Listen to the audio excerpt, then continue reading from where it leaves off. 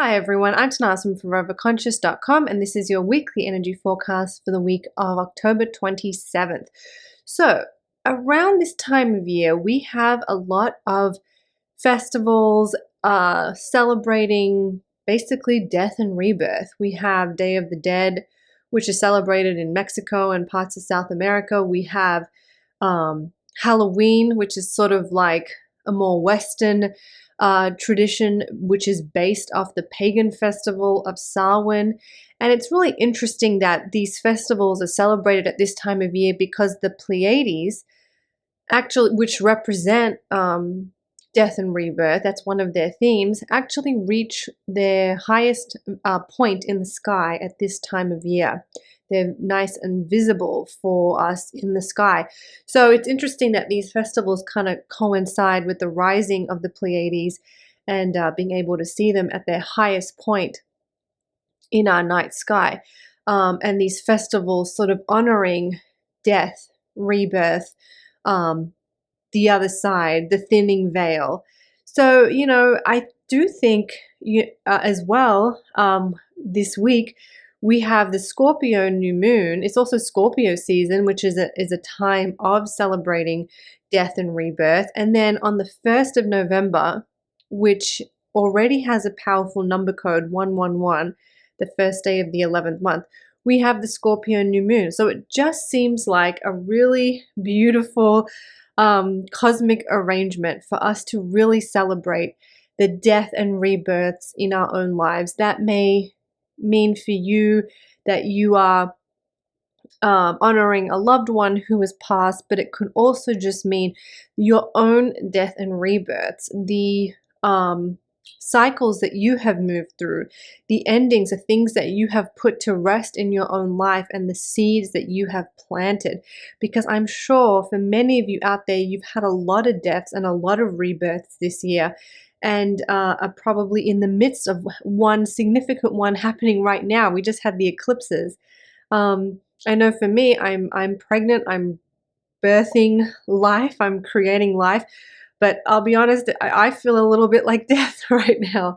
So, it's these death and rebirth. And if where we are in the world as well, we're probably also seeing that in nature with springtime, the rebirth, with autumn or fall, the death.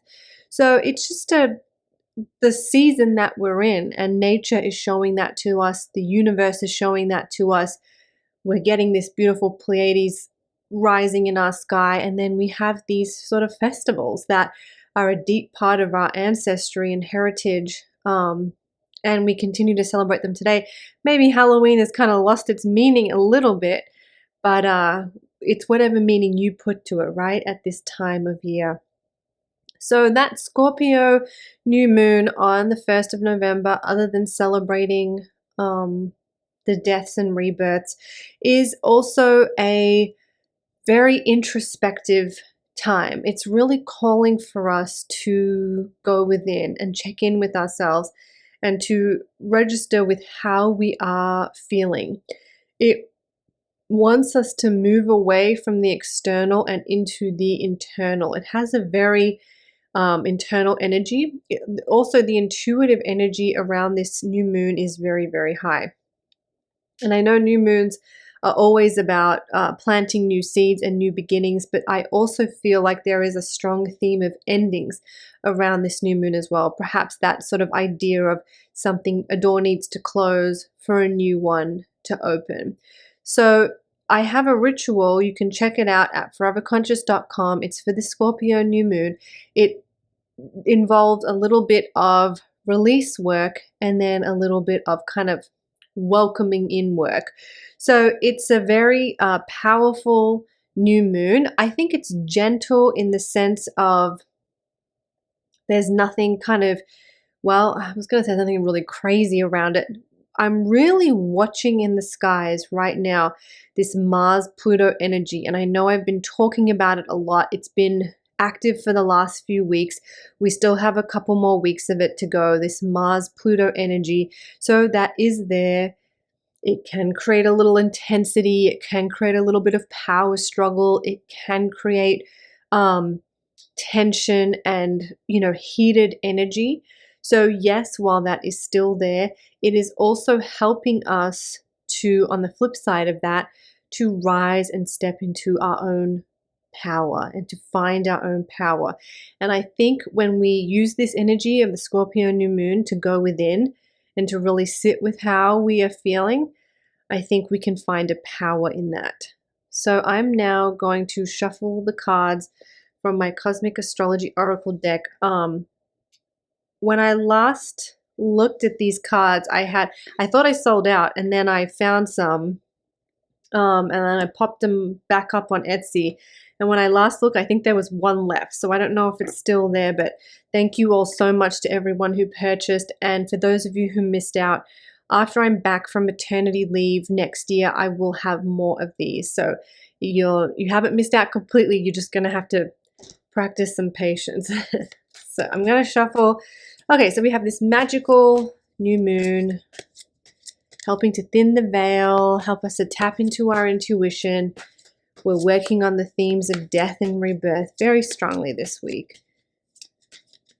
Maybe honoring a loved one past, maybe just honoring our own mortality, the beauty in this temporary journey. Let's see what the cards have for us today. Ooh, Pallas, the warrior goddess.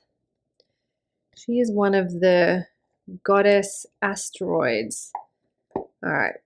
Named after Pallas Athena, and her card there is warrior goddess. So kind of get the gist of what that is about. Pallas, or Pallas Athena, is the goddess asteroid of bravery, wisdom, and strategy. That's interesting. I think there's something for us in that. In Greek mythology, Pallas was a warrior goddess who ruled with courage. Legend states she was born in armor, ready to defend and protect all that she loves. By the way, I'm reading from the booklet that comes with the card. The Pallas asteroid represents where we hold this warrior-like essence. Pallas shows us what we are willing to fight for and where we can gain our strength from. When Pallas is strong in the cosmic skies, she can shine down her independent spirit, reminding us that we each hold the power and ability to defend and stand up for what we truly believe in.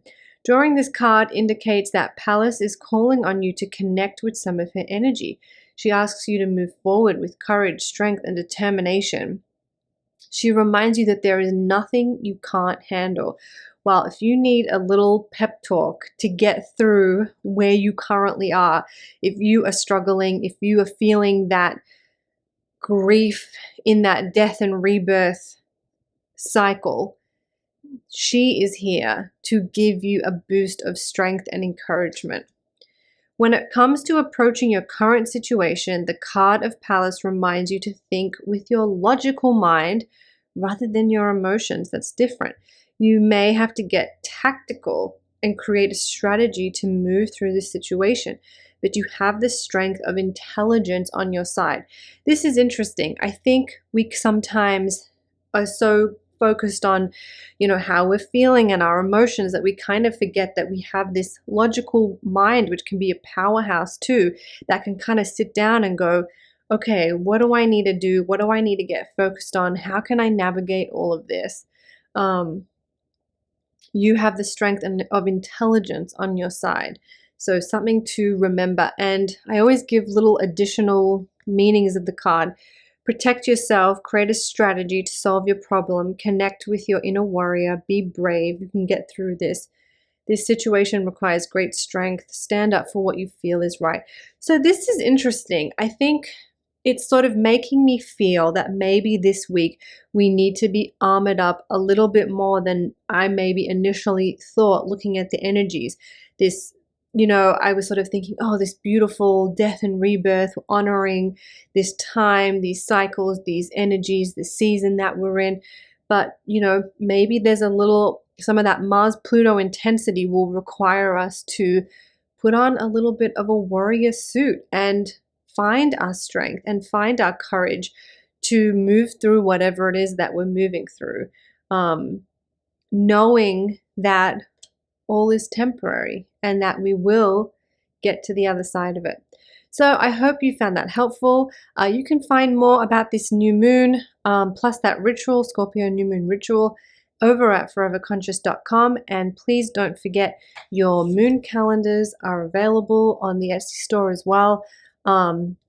Please get onto it if you would like this, because as I mentioned last week, my Etsy store will be closing sometime in early December.